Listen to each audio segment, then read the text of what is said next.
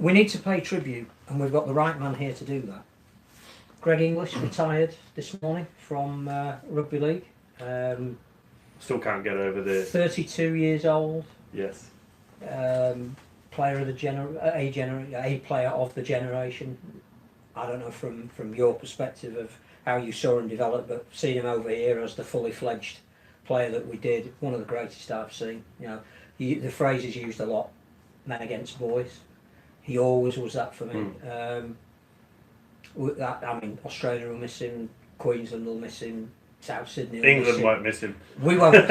But another shining light has been diminished. As a New South Welshman, I won't miss him because he should have been playing for New South Wales because he was born and raised there. But that's another issue. No, I mean, I agree completely. I was actually thinking about this, listening to a podcast on my way in, another podcast, and thinking about Sco. I mean, he in a way, he's been another Meninga. Different in some ways, but the physical presence, the fend, you know.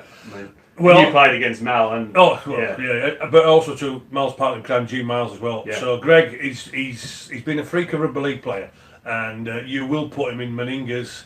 I think you've got to. I don't think he's an immortal. No, he's not. He's in that bracket. He's in He that bracket. was unplayable. He's in that bracket. We Mal. No, he won't be in the more, but he's in that. You can put him in that bracket with Mal and G Miles without a doubt. But also as well, when you look at the Australian centres, you can put him there as well. The same with Mick Cronin and Steve Rogers. Yeah. You know, this is how good. But he also did it at fullback as well. And at 6, I can remember him in a grand final. I think it was 2007. They might have been cheating the cat, but we won't talk about that. But he was playing at 6 for Melbourne, you know, and that was a Melbourne team with a much younger Billy Slater, Cameron Smith, before Coop gone. He was playing at 6, and you know, he was a ball runner. He wasn't a distributor, but he was devastating at 6. Exactly, and also with the size of man again, it's exactly like Big Gene and Big Mal.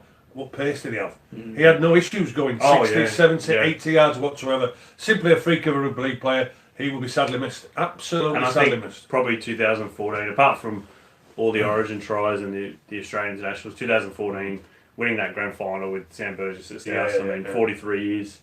The Bunnies had to wait. That's probably. I was lucky enough to present him with a golden boot at Ellen Road in 2009 when he became the best player in the world, and rightly so from there. So I don't think there'll be any argument of Greg Inglis being with the greatest Australian Rugby League.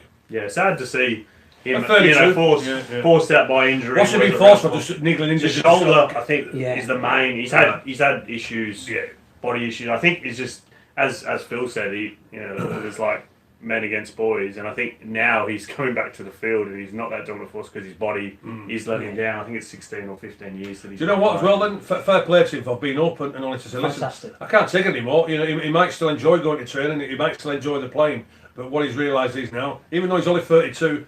I tell you what, some of these boys, a lot younger than me. You look at the size of these fellas from there.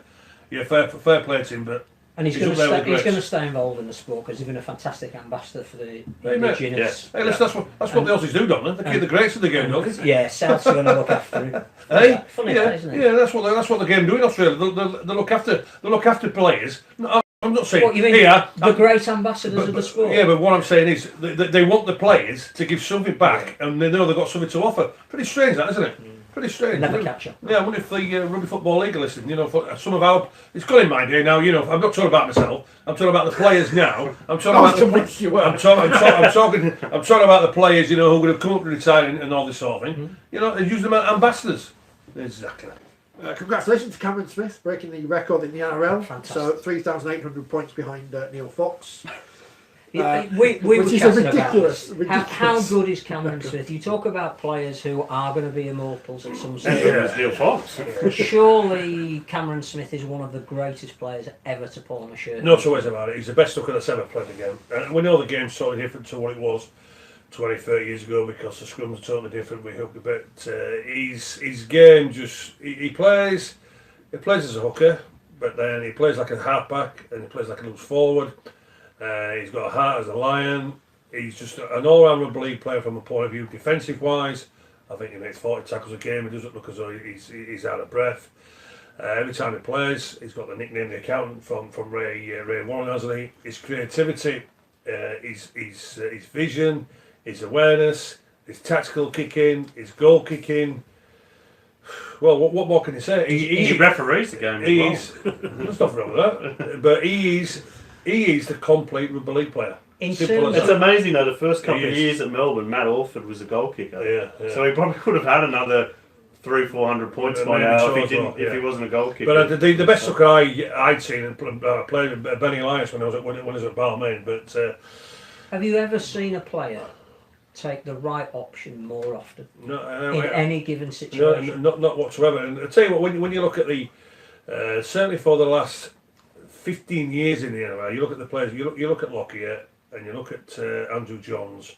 And you can look at Jonathan Thurston, and you can look at Billy Slater, and Cooper Cronk, and then there's Cameron Smith.